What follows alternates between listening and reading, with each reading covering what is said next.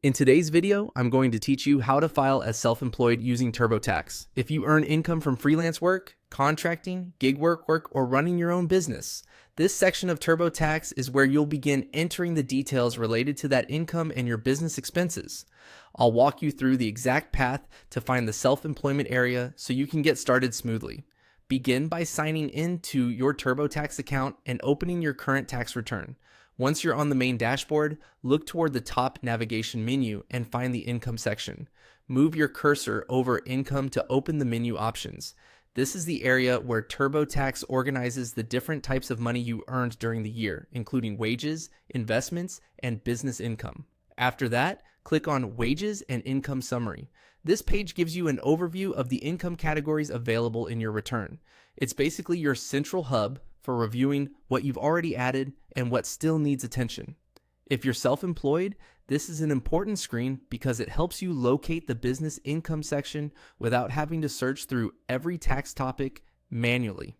Once you're on the summary page, scroll until you find the section labeled Self-Employment Income and Expenses. Next to that section, click Start. This will take you into the guided workflow where TurboTax helps you enter your business details, income, and eligible deductions. As you move into this section, it's a good idea to have your records nearby before continuing. That can include income statements, payment summaries, expense receipts, and any documents related to your business activity for the tax year. Having everything ready will make the process much faster and help reduce mistakes. One helpful tip here is to take your time when entering self-employment information. TurboTax usually guides you step by step, but accuracy matters, especially when reporting income and claiming expenses. Make sure the information you enter matches your records as closely as possible, and that's how you access the self-employment filing section in TurboTax.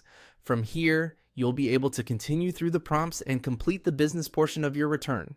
If you're following along, just make sure you've successfully reached the self-employment income and expenses area and selected Start before moving on. That puts you in the right place to begin filing as a self-employed taxpayer.